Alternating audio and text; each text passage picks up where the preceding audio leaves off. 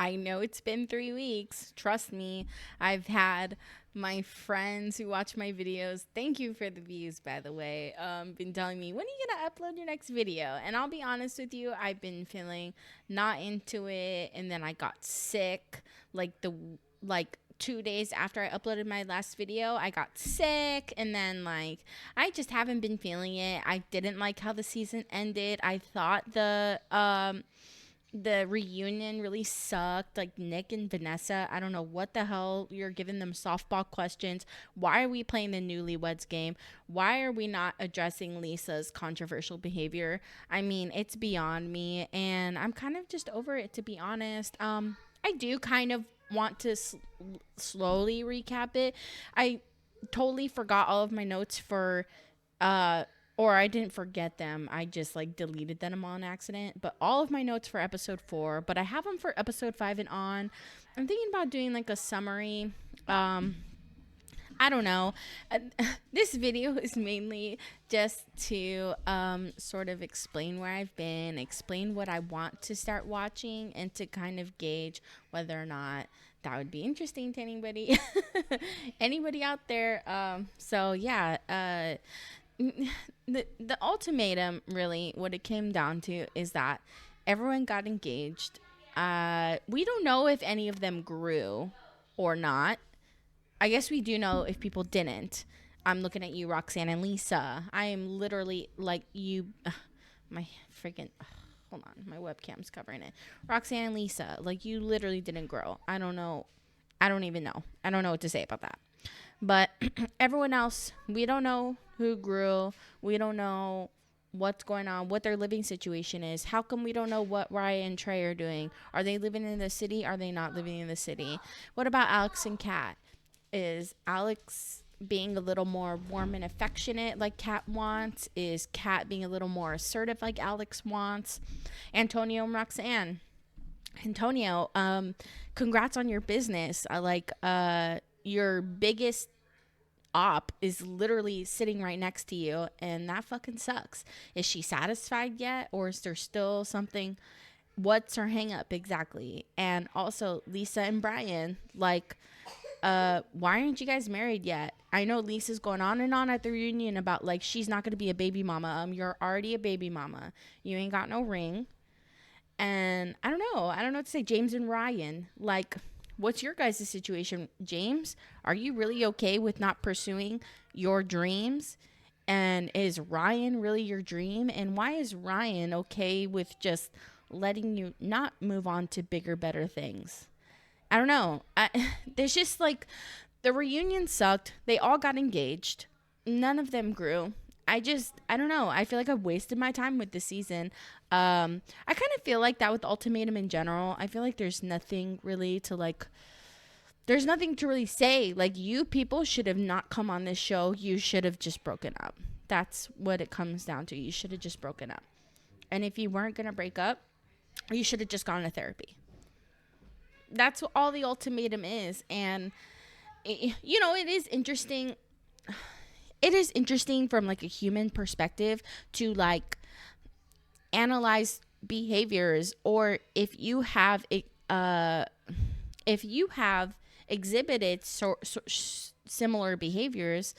It is interesting to think about, well, this was my mind frame when I was thinking like this, and so this is how I relate to Trey, or this is how I relate to Raya or James or Ryan or whoever, like this is how I relate to these people. But it hasn't been that. It's kind of just been like the issues are so obvious, and like they are just so I don't know. It's just I don't know. Whatever. I mean, whatever. I think all of these couples are still together. I haven't even looked into tea. I usually love looking into tea, and like I'll look in the subreddit and blah blah blah. I haven't been into any of that. I don't really like any of the couples. Let's be real. Like I don't root for any one person. And I mean, good luck to the rest of you. What I have been really into is Big Brother. Now, I feel like Rob Has a Podcast already does a really good job at just breaking down the episodes, their commentary on the live feeds, their commentary on the episodes. I feel like they got that down pat. And like, to be honest, I do not have the fucking time. I don't know how Taron Armstrong does it every week, but he freaking stays up probably 12 hours a day looking at these damn live feeds, and then he'll still go on and do a podcast. So I don't know. But I love it. Big Brother is like my shit. This season's been really good. It's been really spicy, messy. I mean, it's just been the best Big Brother season in like a really long time. And also, I've been getting into The Real Housewives. Now, me and my best friend, Brianna. Hi, Brianna. We were watching it there for a minute. We were watching the newest season. I think it's season 14 of New York City. Now, I caught up with that in like a day. Like, I literally listened to it like a podcast. And oh my God, I have to say, like, whoa, like, I don't know. I've never felt so like out of the gate, like in love with, like The Real Housewives. Like, I've watched like 4 seasons of Beverly Hills, but it couldn't keep my interest. I don't know. I think it's because I didn't like most of those people in the first 4 seasons. I just didn't really connect with them. And I feel like with New York City, I do connect with some aspects of certain people. I wish I had like hang on, I'm gonna put up a graphic. So next slide, I'll have a graphic up. Okay, here are the ladies from The Real Housewives. Sorry, Andy. This isn't about you though. Okay, this isn't about you. So we have Uba right here. We have Jessel, Aaron, bleh, Sai, bleh, Jenna, and Brynn. Queen, love her. She's from Indiana, actually. But anyways, yeah, like, so, this is the cast right now. Aaron's getting on my fucking nerves, and I'll tell you why. I'm not trying to be hard on Aaron, okay? I used to be that person who's literally bothered by everything, needed to have control over what other people were doing, saw everything. If I couldn't control it, then, like, it was a slight towards me. I understand that perspective 100%. But when she started, I mean, just from the beginning, I was kind of on her side, because she was like, I'm so annoyed with Brynn because Brynn said, and I know I spelled her name wrong. Okay, that was before. I was just guessing how to spell her name, and then I looked it up, and I was like, oh God. So no E at the end, okay? Just don't look at it.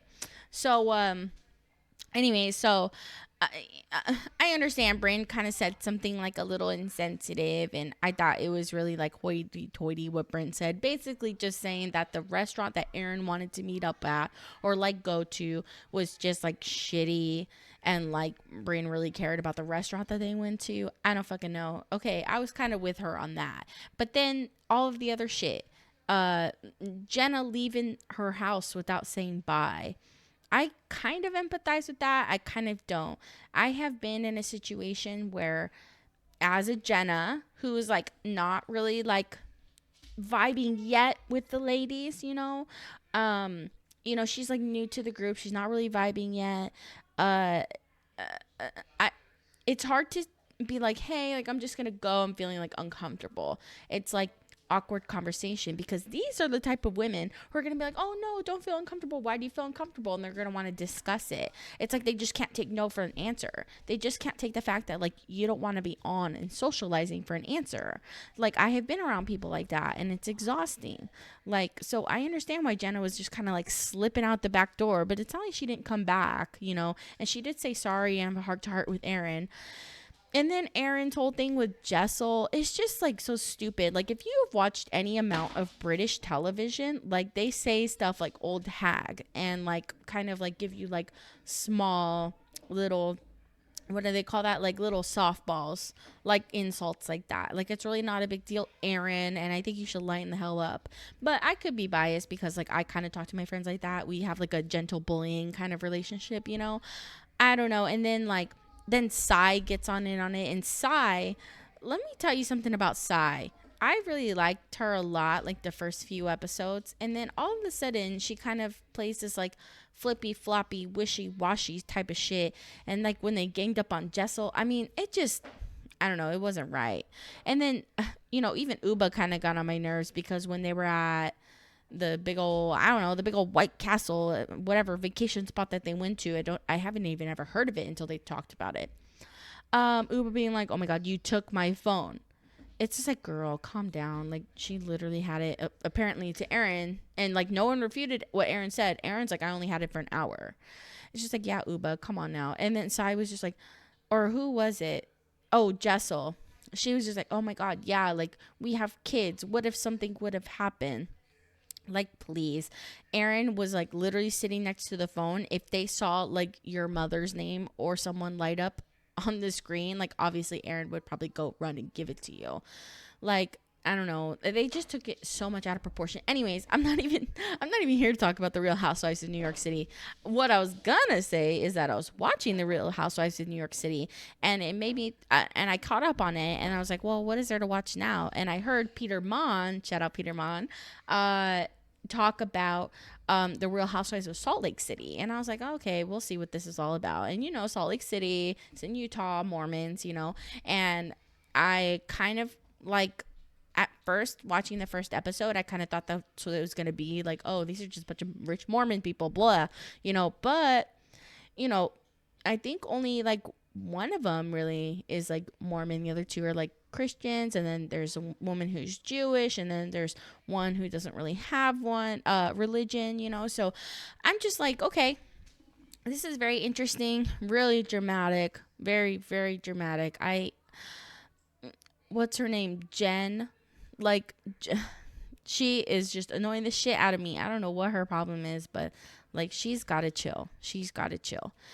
And I started watching that season 1, episode 1. So I was thinking about kind of doing like reactions to it. I can just go like, maybe I'll do like 3 at a time, like episodes, because like a lot of nothing happens, in these episodes. It's kind of why like these shows are really good, because like you can tune in for the juicy bits, and then you don't have to pay attention too much, and you can still be like pretty caught up in what's happening, so I find these shows very interesting. I also wanted to watch the new season of Love is Blind, which is coming out here in a couple days, actually. I want to be on top of that one. I really do. I want to be on top of it. So I'm trying not to make any plans around the times where those are airing, and I'm going to try to like pound those episodes out. I really love Love is Blind. I feel like their method really works, unlike other dating shows. I mean, there's been so many successful stories that come from Love is Blind. There's also been a lot of crazy drama. I'm talking about you, Bartise and Nancy. Bartiste. Oh, remember when everyone was calling him barista? Like, imagine him just like working at Starbucks. I don't know. It just drives me nuts. He drives me nuts. And then when he was on what show was he on? The one with all those singles from all those other reality shows. Damn, I don't remember what it's called. Shane was on there too. And anyways, I don't know. There's so many shows to watch. I don't really know what to watch and what not to watch, and in a way I kind of want to cater to like what's gonna get views, but in a way also I just want to do what I want.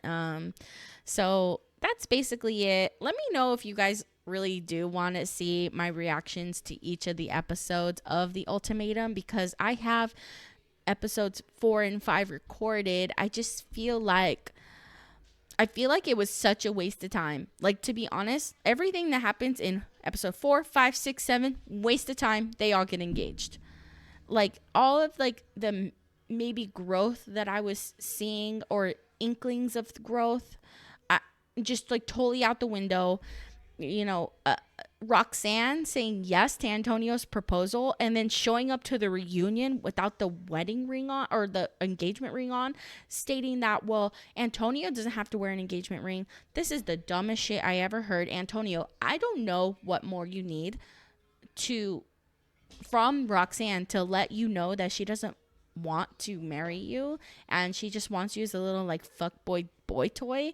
But I feel like if he has watched the season, and also with everything she said at the reunion, if he still hasn't figured it out, then there's no hope for him. Just let it go. Let it go. Just let it the fuck go. Let it go, like his last 2 brain cells. Let it go. Anyways, that's all I have. I was like, I came in so hot and spicy. I don't know why. I think I just have like a lot of feelings. And then, I was like, I missed making videos, getting my little 20 views and stuff. I think that was so fun. And let me know what y'all think. If you have any suggestions, if you have any comments, definitely comment if you do want to see my recaps of the episodes. I know I kind of did a spoiler, but there was some interesting stuff in between. So, I mean, there's still content to be had. I just feel like it's such a waste of time, especially. Let's not get into this again. Let's not into this again. Blah, blah, blah, blah. All right. Well, I'll catch you guys in the next video. Peace.